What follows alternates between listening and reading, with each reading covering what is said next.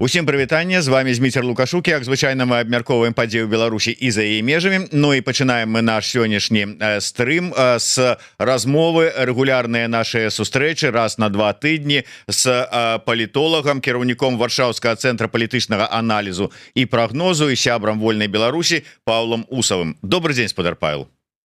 Добрый день. Я пачну нашу размову з такой невялічкай рекламы тэлеграм-канала Паўла Усава, які я чытаю пастаянна, на які арыентуюся пры выбары у тым ліку і тэмаў для нашых размоваў падчас стрымаў, і таму раю усім таксама подпісацца на гэты канал, калі для вас гэта бяспечна. Калі не бяспечна, то чытайце без подпіскі. Ну і безумоўна глядзіце і подписывайтеся на YouTube канал Еўрарадыё, каб не пропускать наши стрымы со спадаром Павлом. Я не просто так дзеля так павагі прарэкламаваў ваш телеграм-канал, але таму, каб звярнуць увагу на адзін з вашых апошніх допісаў, які вы назвалі дыктатура супраць рэчаіснасці, ВС рэчаіснасць. І безумоўна размова там ідзе пра дыктатара Лукашэнку і пра даўнія размовы пра тое, што Лукашенко, ну як і іншыя ўсе дыктатары, пра гэта іх казалі, што ён жыве ў нейкім сваім пухіры, што ён адарваўся ад рэальнасці, што ён не разумее рэчаіснасці, што яму там робяць цёплыя інфармацыйныя прапагандысцкія ванны, яго набліжаныя людзі з адмысловымі тэчачкамі, у якую збіраюць толькі прыемную інфармацыю і гэтак далей. Калі паглядзець на сапраўды на сённяшнюю Беларусь, на сённяшні рэжым і на паводзіны Лукашэнкі, ці можна казаць, што адарванасць ад рэчаіснасці ёсць? Ці можна на падставе нейкіх яго ініцыятыў, заяў апошняга часу прыйсці да высновы, што можа быць сапраўды страціў-то дзед сувязь з рэчаіснасцю? Вон вам учорашняе: вы павінны стварыць, прыдумаць нам такую вот антидронавую зброю, якой няма нідзе. То бок ёсць адмысловыя вайсковыя прасунутыя нейкія інстытуцыі у Ізраілі, у Кітаі, у ЗША. Но гэта мусяць зрабіць і павінны зрабіць, і зробяць, бо Лукашенко загадаў менавіта беларускія навукоўцы. І я ўжо не кажу пра іншае. Так вот, як вы бачыце сабе гэтую сітуацыю? Тут некалькі пластоў у вашым пытанні. Яно і філасофскае, і паліталагічнае, і ўжо такое вайсковае. Пытанне асноўнае: што такое рэчаіснасць, як мы яе сябе уяўляем, якая яна наша рэчаіснасць і якая яна рэчаіснасць, у якой жыве Лукашенко. І зразумела, для нас, для дэмакратычнай супольнасці, палітычная рэчаіснасць можа выглядаць зусім інакш, чым тая рэчаіснасць, у якой жыве Лукашенко і тыя, хто Лукашенко падтрымлівае. Для КДБ, для Губазіка, для прапаганды існуе свая уласная рэчаіснасць, яны яе навязваюць.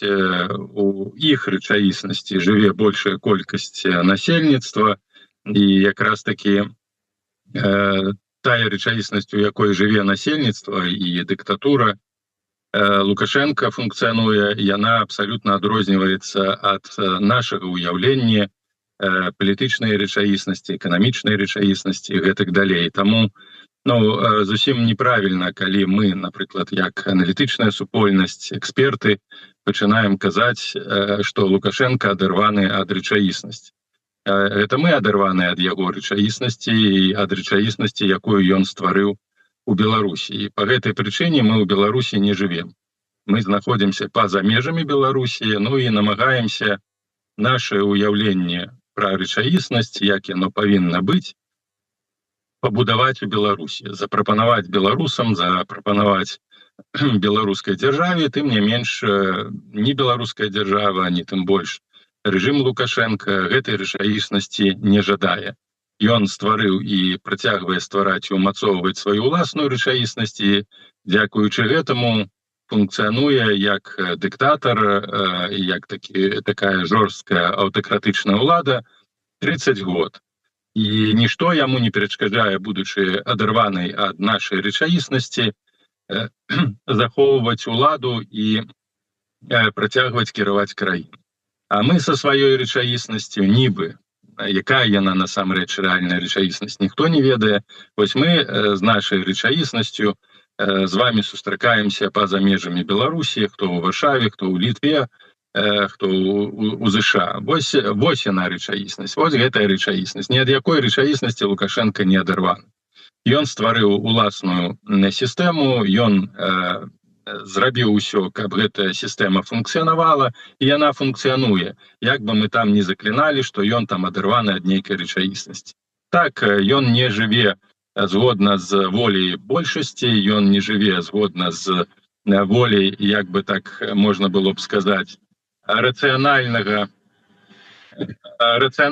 уяўлення пра тое, знову рацыянальнае, гэта суб'ектыўнае паняцце, пра тое, як павінна функцыянаваць сістэма, бо ёсць рэчаіснасць дэмакратычных краін, дзе таксама некаторыя палітыкі могуць быць адарваны ад рэчаіснасці, умоўнай рэчаіснасці. Ёсць рэчаіснасць аўтакратычных краінаў. Расія жыве ў сваёй рэчаіснасці, якая зусім не нават блізка не стаіць да рэчаіснасці еўрапейскіх краінаў ці тых же Злучаных Штатаў Амерыкі. Кітай стварыў сваю рэчаіснасць, і ў гэтым як бы і ёсць сутнасць той сацыяльна-эканамічнай палітычнай прасторы, у якой функцыянуюць розныя грамадствы. І калі палітолагі, аналітыкі кажуць, што нехта адарваны ад рэчаіснасці, гэта абсалютна суб'ектыўнае меркаванне, якое не тлумачыць, абсалютна не тлумачыць сітуацыі не ў Беларусі, не па-за межамі Беларусі.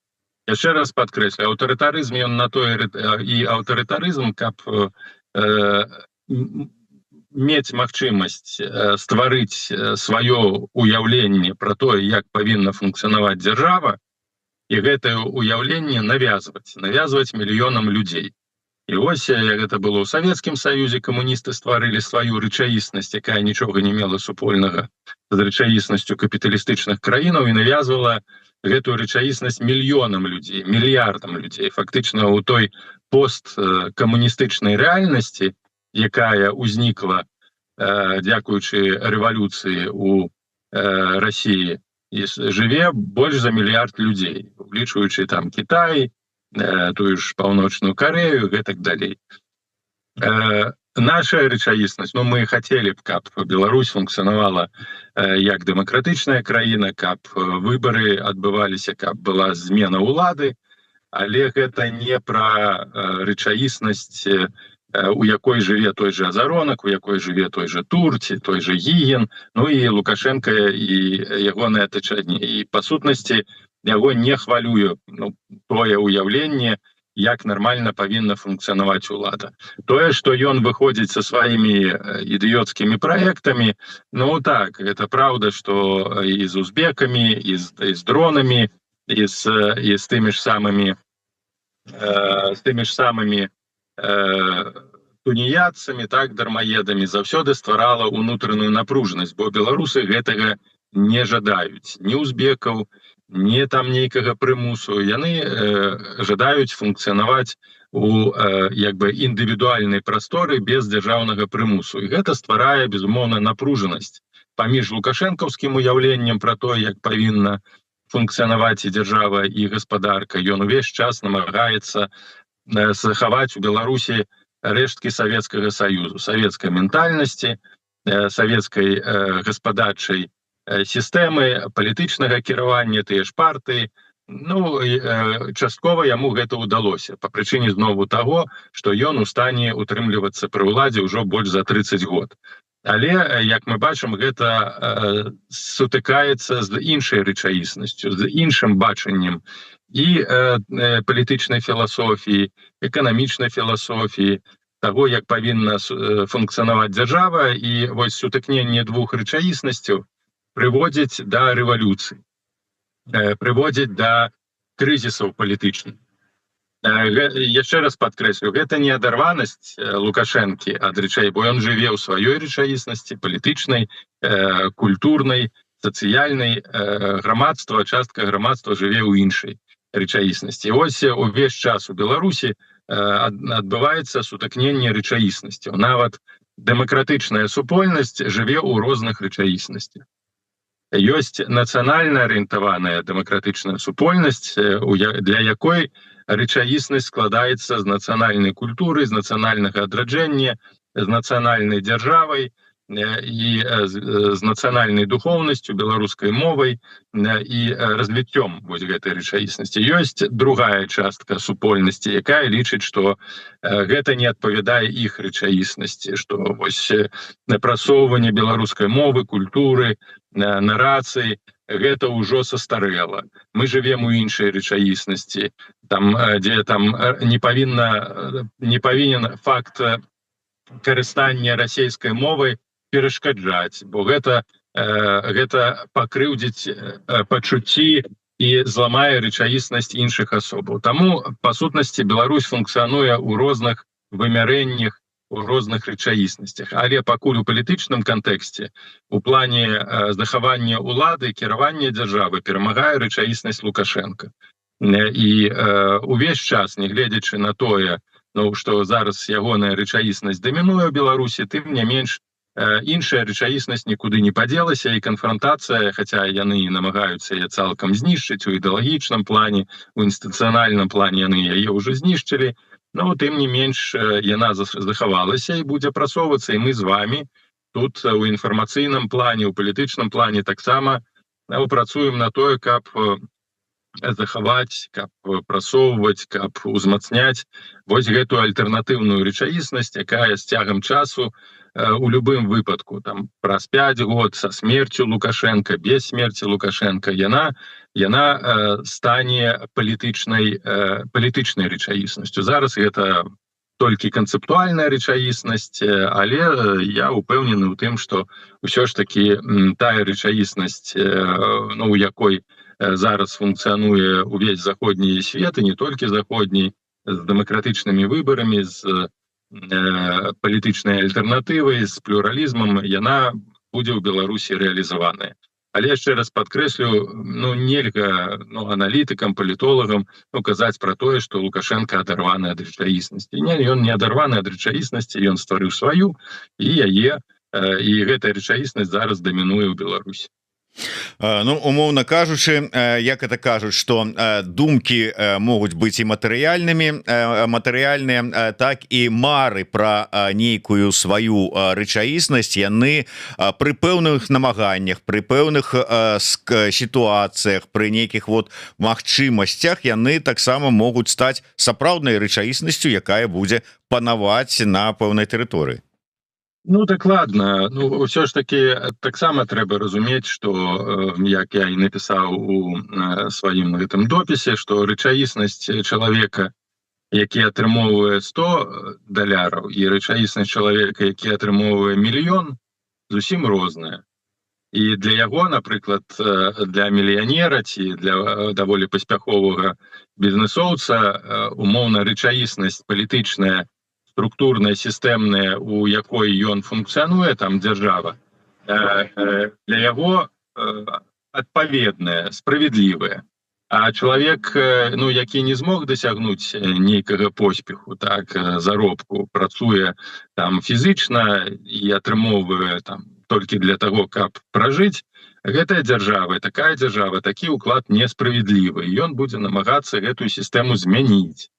І адсюль таксама у дэмакратычных краінах з'яўляюцца крызісы, сутыкненні, увесь час трансфармацыя. Толькі што дэмакратычная краіна, конечно, яны вымушаныя неяк, змяняюцца сістэмы, змяняюцца эліты, але яшчэ раз скажу, што рэчаіснасці, у кожнага чалавека свая рэчаіснасць, і ад узроўню жыцця, ад таго, што ён змог дасягнуць у жыцці, гэта рэчаіснасць альбо добрая, альбо кепская, і тыя людзі, напрыклад, якія кажуць пра сацыяльную справядлівасць ва ўмовах, калі нехта не зарабляе і знаходзіцца ў цяжкім стане, яна можа не адпавядаць сучаснасці, яны б хацелі прыйсці да ўлады, такія людзі, усё пераразмеркаваць, зрабіць каб усім все было добра і не было багатых заможных, як гэта зрабілі бальшавікі. Вось яны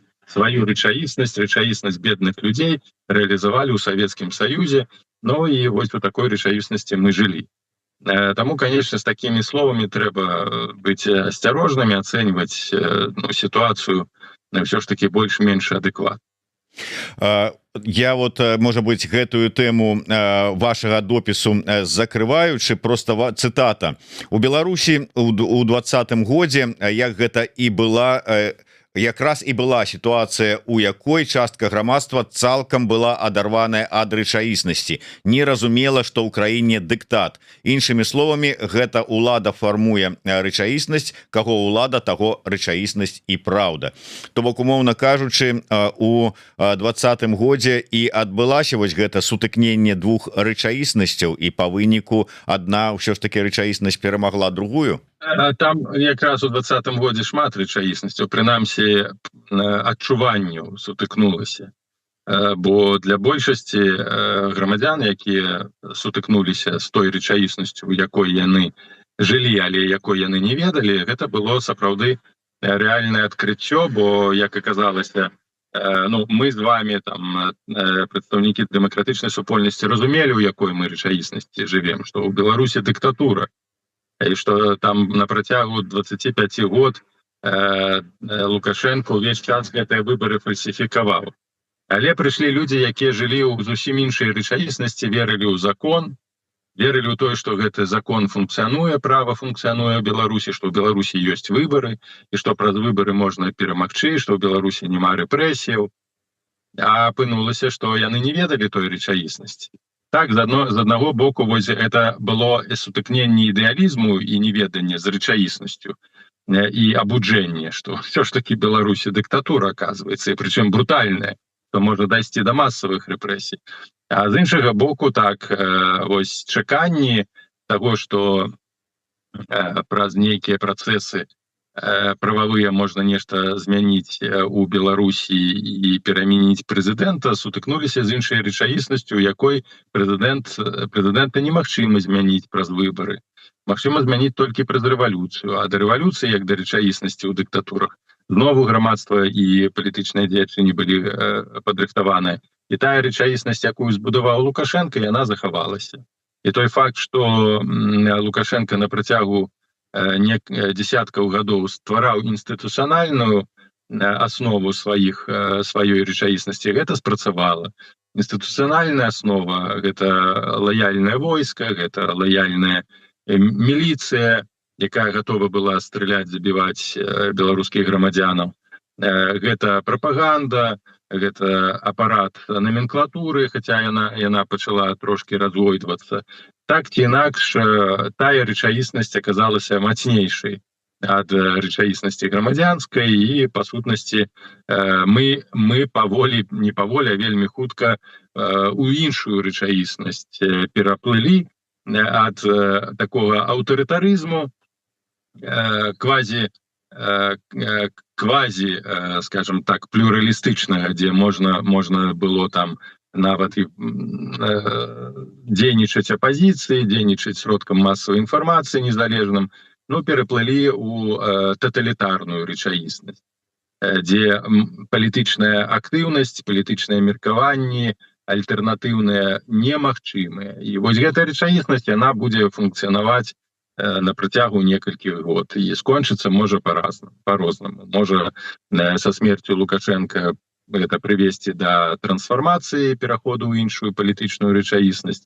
Можа гэта адбыцца раней, калі Украіна пераможа і пачнецца крызіс палітычны у Расіі, і патрэба дэмакратызацыі ці нейкай так злагоджвання палітычнай сістэмы ў Беларусі стане неабходны. Гэта можа быць таксама, але пакуль вось мы сутыкаемся з таталітарнай рэчаіснасцю, на жаль, якая пакуль што трывае.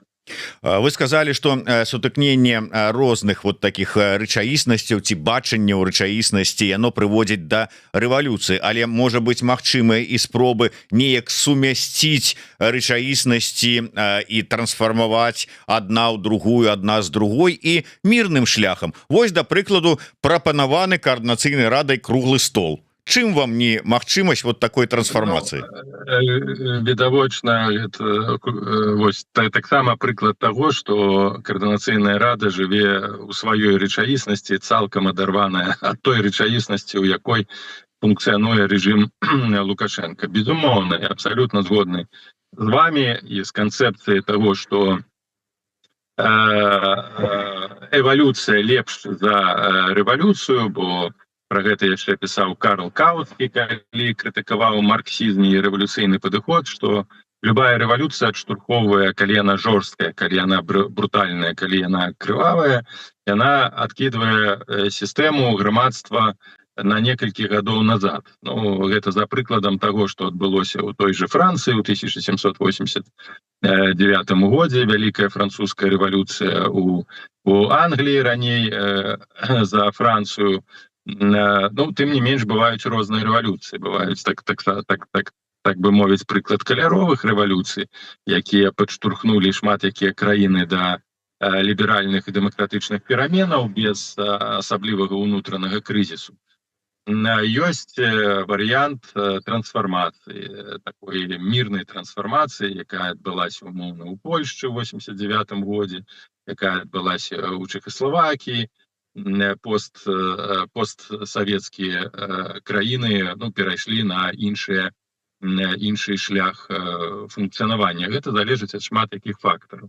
Але казаць зараз пра нейкі круглы стол і прапаноўваць сістэме круглы стол, нейкі дыялог, калі сістэма абсалютна, па-першае, у геаграфічным плане, седзячы ў Варшаве і прапаноўваць круглы стол, сістэме, якая цалкам кантралюе сітуацыю і абсалютна адчувае сябе упэўненай і няма ніякіх для яе ўнутраных пагроз і нестабільнасці, гэта якраз такі ёсць адарванасць ад рэчаіснасці.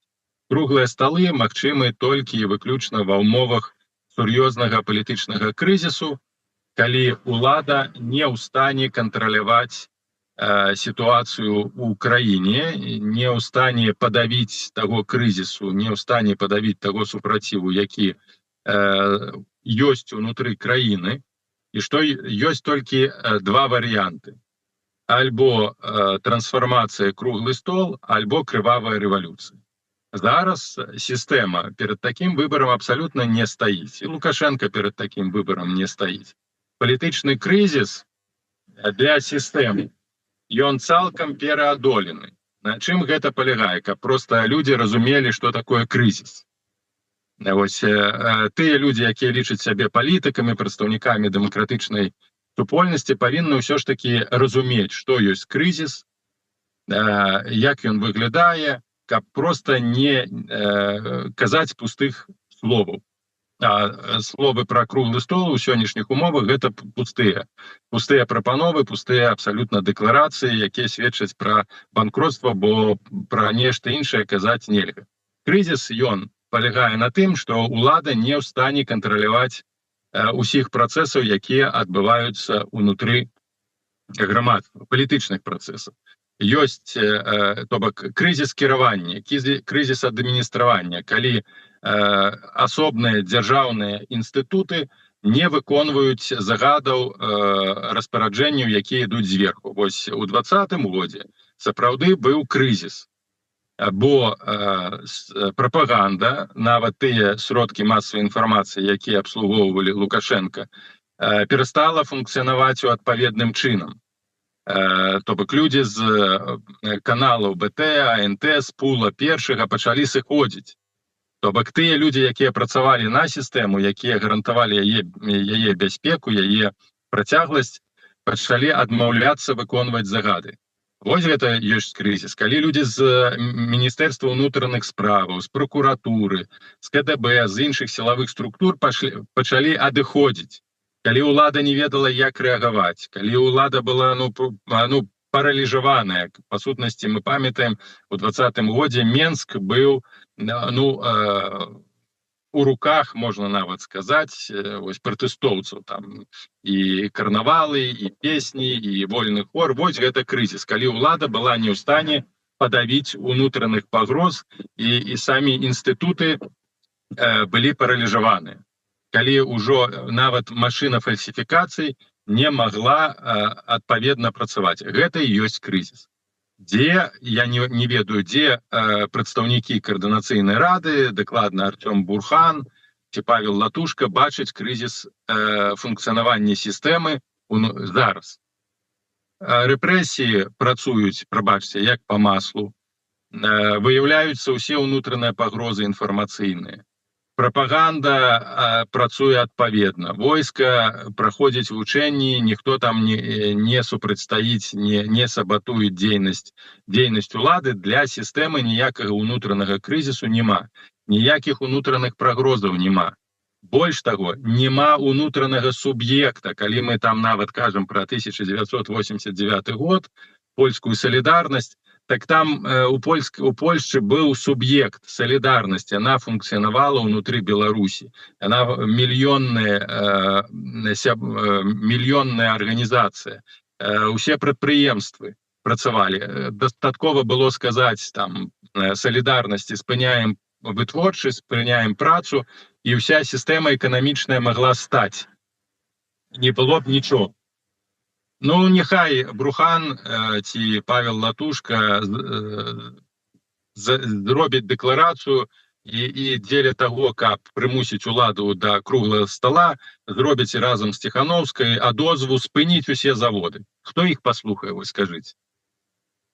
Но я не кажу пра магчымасці нават фізычных, гэтага няма. Ужо паспрабавалі ў 2020 годзе і ведаем, да якога выніку гэта прывяло.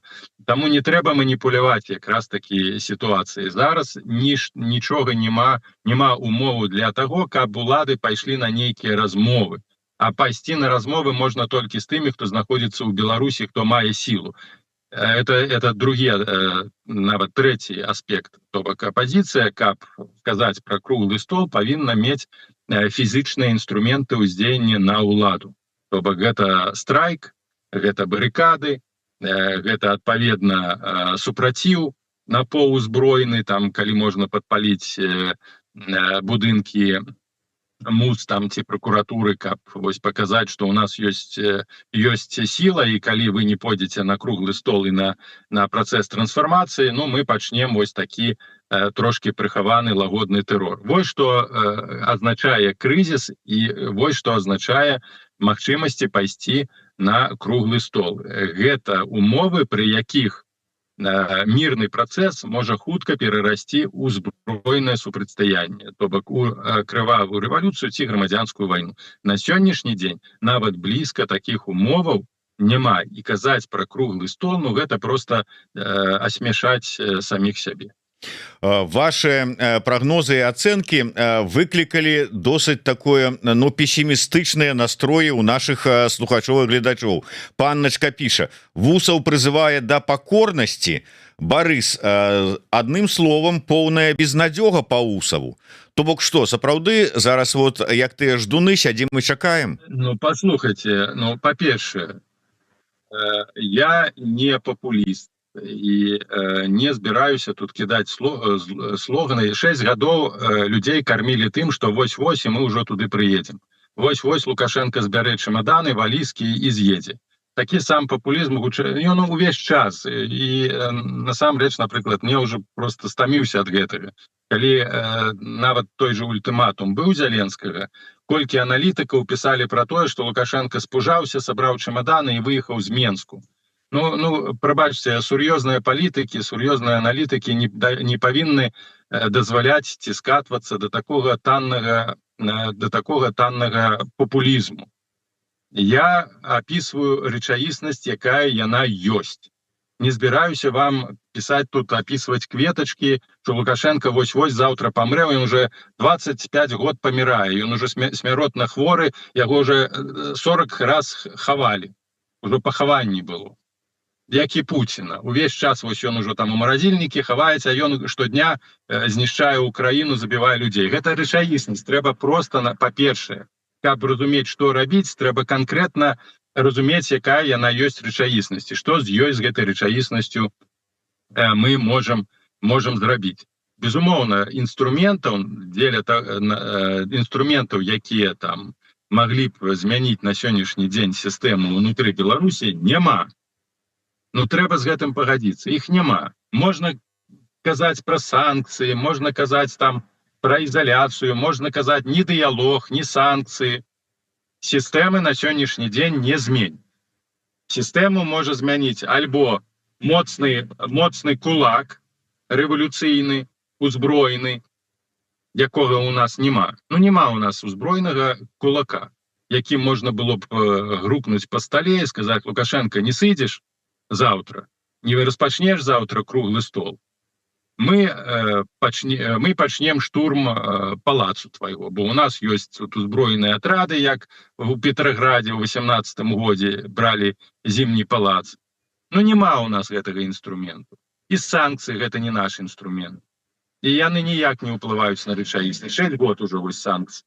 І, безумоўна, ідэалог не паспрыяе таму, што сітуацыя раптоўна змене. Не аддасць Лукашенко ўлады, гэта трэба разумець. Не аддасць ён сам дабравольна, ўлады ніколі не аддасць. Нават у пік крызісу ў 20-м годзе ён канкрэтна сказаў: калі вы мяне заб'еце, то тады і атрымаеце ўладу. Ахвочых, каб зрабіць рэвалюцыю ў 20-м годзе у Беларусі не знайшлося. Застаецца што? Яшчэ раз падкрэслю, там дыялог, размовы, яны могуць палегчыць сітуацыю часова толькі для тых, хто знаходзіцца ў вязніцы. Ну, як прыязджаў Кол, выцягнуў там людзей, але на функцыянальнасць сістэмы гэта не ўплывае. І гэта таксама трэба разумець. Такая рэчаіснасць, іншай няма. Хоць вы там будзеце з бубнамі бегаць, заклінаць, каб там можна толькі вось маліцца, каб Лукашенко, хтосьці будзе маліцца, там, не ведаю, каб Лукашенко памёр, а мільёны моляцца за тое, каб ён не памёр. Вось две рэчаіснасці. Так, гэта выклікае шмат расчаравання, гэта выклікае такі пессімізм, бо людзі спадзяваліся, што хутка сітуацыя ў Беларусі зменіцца, яны вернуцца. Я ведаю, што шмат людзей у цяжкіх матэрыяльных умовах. Так трэба было разумець, што мы сутыкнемся з такой рэчаіснасцю ў 21-м годзе, у 22-м годзе. Я кажу пра апазіцыйныя структуры, якія атрымоўвалі вялікія датацыі, фінансаванне, у тым ліку ад саміх беларусаў. Я не кажу пра гранты, я кажу пра вялікія датацыі, якія ішлі ад беларусаў на розныя праекты. І гэтыя грошы можна было б кансалідаваць, і потым для тых, хто аказаўся ў сур'ёзнай цяжкой эканамічнай сітуацыі, проста дапамагаць, так званыя ствараць касы ўзаемадапамогі. Гэтая магчымасць была. Але на што гэтыя магчымасці, на што гэтыя грошы пайшлі? На канферэнцыі, на нейкія сходы, на нейкія пашпарты, якія функцыянальна нічога не даюць, акрамя сімвалізму, і ўсё. А рэчаіснасць, яна такая аказалася, што людзі зараз фактычна засталіся голымі. І з гэтым таксама трэба пагадзіцца, трэба разумець, што можна ў гэтай сітуацыі зрабіць, змяніць, каб другі момант, каб павярнуцца потым да гэтага пытання. Трэба таксама разумець, як доўга гэта будзе рэчаіснасць захоўвацца. Я ўжо казаў, што альбо здароўе Лукашенка і ягоная смерць невядома, гэта можа адбыцца і заўтра, а можа адбыцца і праз 10 год. Так, то бок трэба быць падрыхтаваны да кароткатэрміновай перспектывы і да доўгатэрміновай перспектывы. Але нават у гэтым кантэксце, каб паспрабаваць пасля смерці, умоўна, вось заўтра Лукашенко памрэ, так апазіцыя ж не ведае, што рабіць. Ну, не ведае. Нават каб прымусіць тую номенклатуру, якая застанецца пасля Лукашенка, каб прымусіць яе пайсці на дыялог. Нават тую номенклатуру, якая там засталася, там калі там Сергіенка будзе ці Качанова, трэба прымушаць, трэба мець кулак. Гэтага кулака няма. Ён не створаны. Няма сілавога заплеча ў беларускай апазіцыі. і гэтым у перспектыве павінен быў бы стаць полк Каліноўскага, ну, на жаль, пакуль што такім не стаў.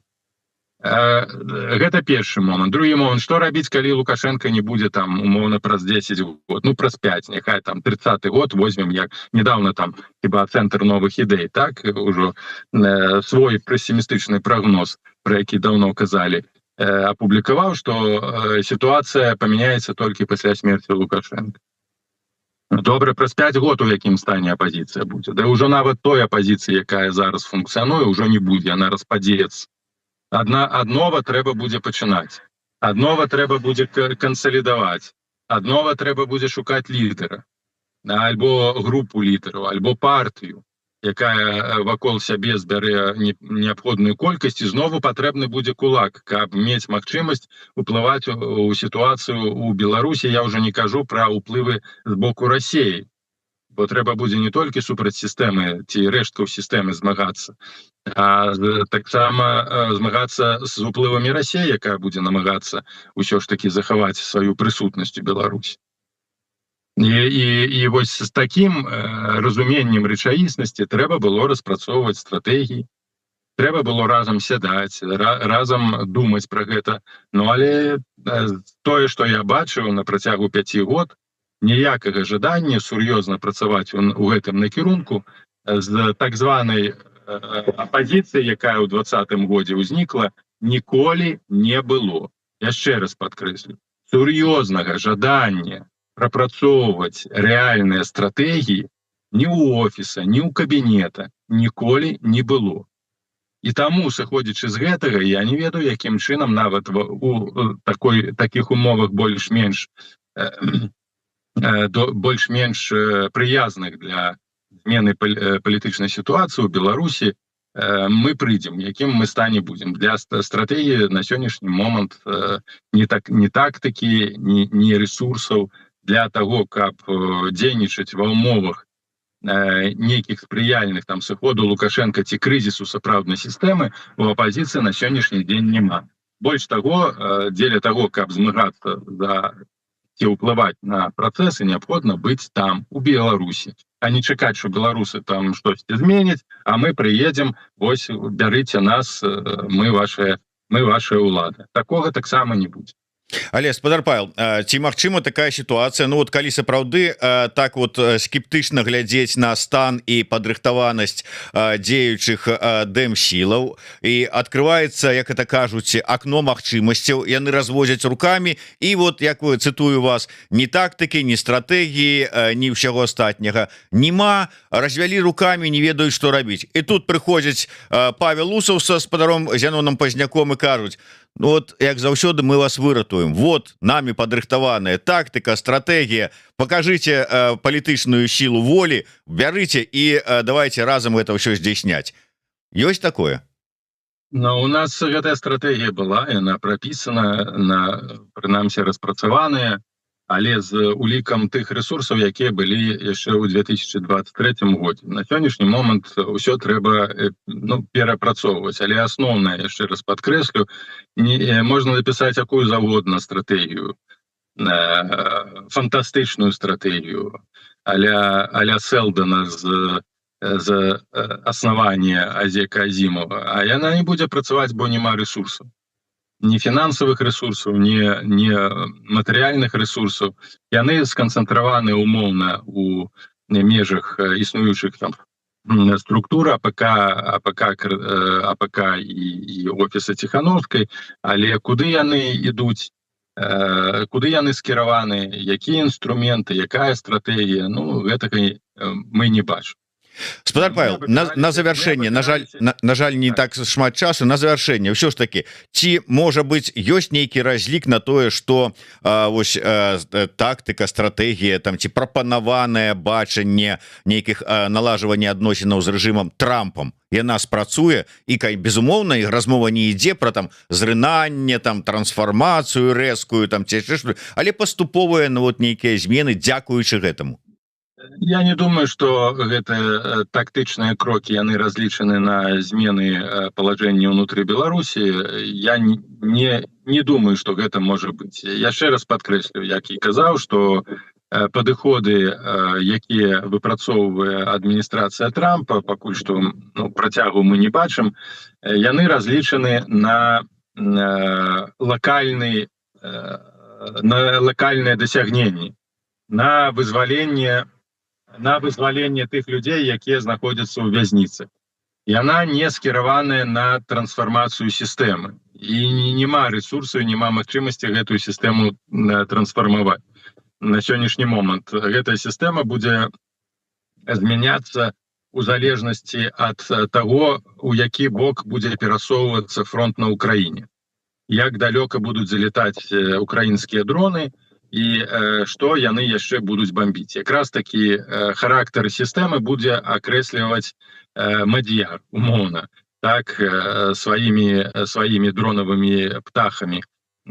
То бок павелічэнне ціску і ўзнікненне праблем усё большых і большых унутры Расіі будзе змушаць Лукашенка арыентавацца, злагоджваць падыходы, адкрываць нейкія форткі для размоваў з заходнімі краінамі. Тым больш, што фактычна ён увесь час Лукашенко сігналы посылае, што давайте паразмаўляем, давайте пустим цягнік туды, давайте пустим цягнік сюды, але заходнія партнеры ў сэнсе еўрапейскія гэтага рабіць не жадаюць. То бок тут таксама ёсць пытанне, ці будзе змяняцца падыходы еўрапейскіх краін у дачыненні да Лукашенка. У вас недавно ў эфіры быў Павел, вылетела з галавы, Казанецкі, так, і ён наўпрост сказаў, што Польшча не будзе размаўляць з Лукашенко. Не ведаю, ці гэта ягонае меркаванне, ці гэта ўсё ж такі сігнал адпаведны, нефармальны з боку польскіх эліт. Там канкрэтна прагучала, што Польша не бачыць сэнсу размаўляць з Лукашенко. Калі няма сэнсу, то фактычна і Лукашенко не будзе сэнсу таксама спрабаваць нейкім чынам пашыраць кантакты і фармальна злагоджваць сітуацыю ўнутры Беларусі. А Трамп, і гэта ягоны падыход, яшчэ раз кажу, не паўплывае на тое, каб змянілась палітычная сітуацыя ўнутры Беларусі. Дзякуй вялікі. На жаль, мы развітвацца мусім зараз са спадаром Паўла Усавым, але ў нас яшчэ шмат цікавых эфіраў. Адразу пасля Паўла Усава у нас будзе на сувязі Роза Турарбекова, а праз гадзіну у студыі Святлана Ціхановская. Працягнем размовы пра бачанне зменаў, стратэгію, тактыку, ёсць яна, няма і як яе ажыццявіць. Дзякуй вялікі яшчэ раз. Да сустрэчы. Жыве Беларусь. Жыве Беларусь.